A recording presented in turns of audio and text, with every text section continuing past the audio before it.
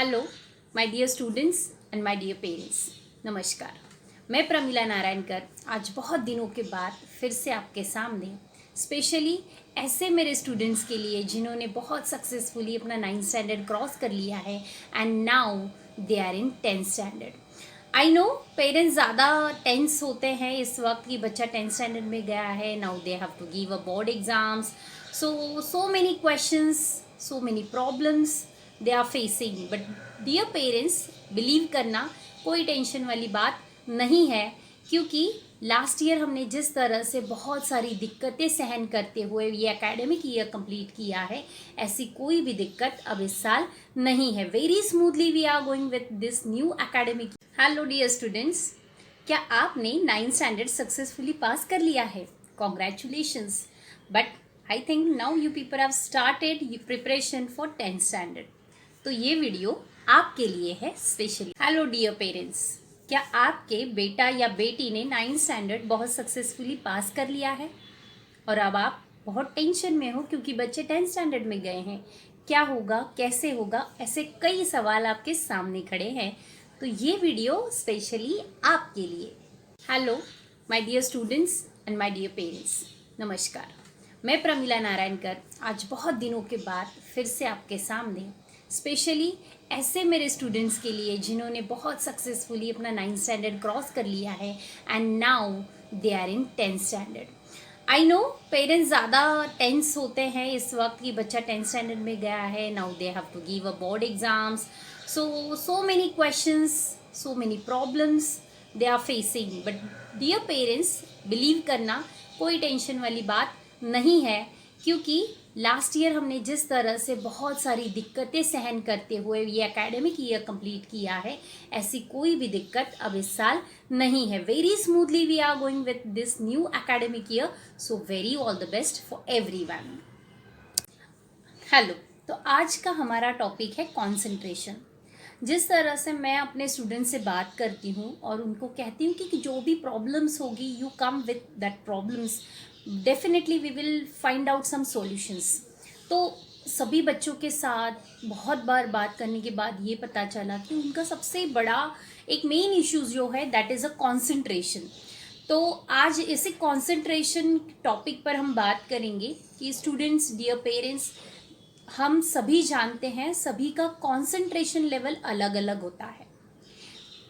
कुछ बच्चे होते हैं कि जो 2-2, 3-3 घंटा continuously they can sit on the one place for studies, लेकिन कुछ बच्चे ऐसे होते हैं कि वो 10-15 मिनट, आधा घंटा ज़्यादा से ज़्यादा बैठने के बाद दे स्टार्टेड गेटिंग डिस्ट्रैक्शन किसी भी चीज़ का हो सकता है, या घर में कोई आया हो, मेहमान हो, या चाहे उनके मोबाइल फ़ोन्स हो, या फिर उनके दिमाग में आने वाले अलग अलग विचार हो। इन कई चीज़ों से बच्चे डिस्ट्रैक्ट हो सकते हैं। तो इस डिस्ट्रैक्शन को दूर करने का एक ही तरीका है, और वो तरीका है सेल्फ कंट्रोल। सेल्फ कंट्रोल के बिना हम कुछ नहीं कर सकते। हमारे माइंड पर हमारा कंट्रोल होना बहुत ज़रूरी है। उसके लिए एक जो सोल्यूशन सबने बताया है that is meditation. You people start meditation for 2 minutes, then go for 3 minutes, then carry forward it for 10-15, ऐसे इस तरह से आप मेडिटेशन कर सकते हो। अब अगर पढ़ाई के बारे में बात करें तो आपके लिए एक छोटी सी एक्टिविटी मैं दे रही हूँ कि ये एक्टिविटी आप करके देखिए। इसका सोल्यूशन क्या हो, सोल्यूशन बहुत अच्छा है ये एक्टिविटी के द्वारा आपके लिए कि आप किस तरह से आपका कंसंट्रेशन लेवल बढ़ा सकते हो। जो बच्चे कंसंट्रेशन नहीं कर पाते, उन्हें जब स्टडीज़ करने के लिए बैठते हैं, सबसे पहले डिस्ट्रैक्ट होने वाली चीज़ें हमारे पास क्या है उसकी लिस्ट आउट करो and keep away from you. वो जो भी चीज़ें हैं अपने आप से दूर रखने की कोशिश करो, उनको अपने पास बिल्कुल भी ना रखें। सेकेंड थिंग मैं आप लोगों को ये बताऊंगी कि आप पहले फाइंड आउट करो कि आपका कंसंट्रेशन लेवल कितने समय के लिए रहता है और कब से आप स्टार्ट होते हो डिस्ट्रैक्ट होने के लिए। ओके, ये हमारी सेकेंड नंबर का टॉपिक था, ये सेकेंड जॉट डाउन किया हुआ पॉइंट था। एंड देन बस ये 2 चीज़ें हमें जॉट डाउन करनी है कि हमारी डिस्ट्रैक्ट होने वाली चीज़ें, हमें डिस्ट्रैक्ट करने वाली चीज़ें कौन सी है, और दूसरा कि हमारा एक समय होता है, लिमिटेड पीरियड, कि उसी इतना ही समय मैं बैठ सकता हूँ, उसके बाद नहीं बैठ सकता। ठीक है, ये होने के बाद पहले तो हमें जो चीज़ें डिस्ट्रैक्ट करती है उसको दूर रखो। दूसरी चीज़ हमें करनी है कि set for 10 minutes, starting with 10 minutes. 10 minutes के लिए स्टडीज़ करने के लिए बैठो। आपको जो सब्जेक्ट अच्छा लगता है उस सब्जेक्ट को लेकर बैठो, और वो 10 मिनट्स आपको बिल्कुल भी डिस्ट्रैक्ट होना नहीं है। You should have your self control. Okay, 10 minutes के बाद आपको स्टडी स्टॉप करनी है, और वो 10 मिनट को आपने कितने यूटिलाइज किया, कितने सम सॉल्व किए, कौन सा क्वेश्चन आपने खुद समझ लिया है, कौन सी कंसेप्ट आपको समझिए, ये आपको एनालाइज करना है। ये 10 मिनट आपको 2 से 3 दिन यही करना है। 10 मिनट्स बैठे, take a break for 10 minutes more, again sit for 10 minutes, ऐसे करते करते आपको 2 दिन ये एक्टिविटी कंप्लीट करनी है।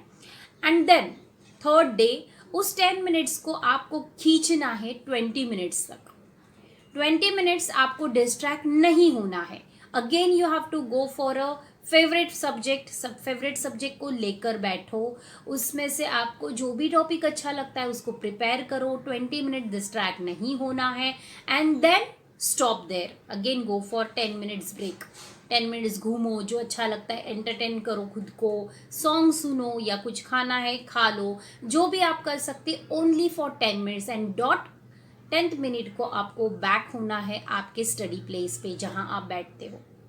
यही आपको अगेन करना है। देन 20 को आपको 30 में कन्वर्ट करना है, 30 को आपको 45 मिनट्स में कन्वर्ट करना है, एंड 45 मिनट्स को आपको 1 आवर तक लेकर जाना है। This is because this is very initial days, हमारी 10th स्टैंडर्ड की शुरुआत है, और आप बहुत इजीली ये कर सकते हो।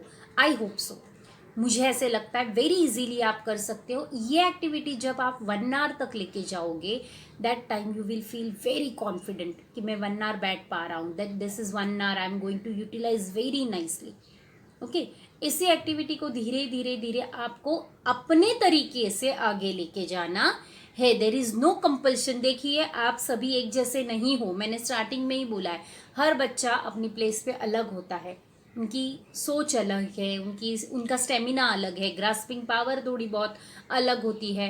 तो अपने हिसाब से, अपने स्टेमिना के हिसाब से, अपने इंटरेस्ट लेवल के हिसाब से बैठना शुरू करो। And once you will start this activity, definitely एक दिन ऐसा होगा कि मेरा फेवरेट सब्जेक्ट तो मैं कर पा रहा हूँ, now I have to sit for the subject which I feel it is very hard for me, और वो सब्जेक्ट लेकर बैठना स्टार्ट करो। Solve the sums, science read करो, साइंस के कंसेप्ट खुद को समझाने की कोशिश करो। इस तरह से आपको अपना कंसंट्रेशन लेवल बढ़ाना है। That is your duty. कोई दूसरा आकर आपके लिए नहीं करने वाला, जो करना है वो आपको खुद को करना है। There are so many people like me who is going to give you only ideas, they will suggest you do this and do this, you have to do it. आपको खुद को करना है, इट्स योर चॉइस कि मुझे क्या करना है। The second thing which I am going to tell you now, it is I think कि आप लोगों को बाय हार्ट करने की एक आदत जो पड़ी होती है उसको कहीं पे कट करना है। You know suppose to by heart everything. आपको अपने माइंड को एक आदत लगानी है कि the concept should understand by me. जो कंसेप्ट मुझे सीखनी है वो मुझे सीखनी है, मगअप नहीं करनी। क्योंकि कई बार देखा जाता है कि हम जो चीज़ें मगअप करते हैं, बाय हार्ट करते हैं, वो एक लिमिटेड पीरियड के लिए यहाँ पर होता है, उसके बाद वो निकल जाता है। But when you understand the concept, जो कंसेप्ट समझ लेते हो वो कभी हम भूलते नहीं है। इसीलिए ये दो चीज़ें आपको याद रखनी है। एक कि मुझे अपना जो टाइम लिमिट है या फिर टाइम मैनेजमेंट है मुझे खुद करना है। Okay, and the second thing, मुझे कंसेप्ट समझनी है, मुझे बाय हार्ट नहीं है। Always everything we can not by heart, हम नहीं बाय हार्ट कर सकते। तो ये चीज़ें आप लोगों को धीरे धीरे प्रैक्टिस से आएगी, और once you will get use to it, definitely आपको बहुत मज़ा आएगा पढ़ाई में भी। और डिस्ट्रैक्ट होने वाली चीज़ों को आप दूर रखना एक बार स्टार्ट करोगे तो वो आपसे दूर ही रहेंगी, वो आपके नज़दीक आने वाली नहीं है। Students please do it. Parents, आपको सबको रिक्वेस्ट है कि बच्चों को ये एक्टिविटी करने में आप खुद मदद कीजिए, उनके साथ रहिए, उनको मोटिवेट कीजिए। अगर बच्चों को कुछ नहीं आता है तो please don't use such words जिससे बच्चे डीमोटिवेट होते हैं। So all the best dear students and dear parents. उसके बाद मैं आप सभी को एक चीज़ कहना चाहूँगी कि या again I am going to start with my Marathi videos. Subject Marathi Akshar Bharati का वीडियो हम स्टार्ट करने वाले हैं। सबसे पहले मैं आप लोगों को पोर्शन समझाऊंगी कि एग्जैक्टली पोर्शन क्या है। Then we will go for the paper pattern, paper pattern कैसा है, and then the last one we will go for the studies. एक इजी वे मैं आपको बताऊंगी कि आप अपनी स्टडी मराठी की कैसे इजी बना सकते हो and how you will achieve a good marks utilising a less time.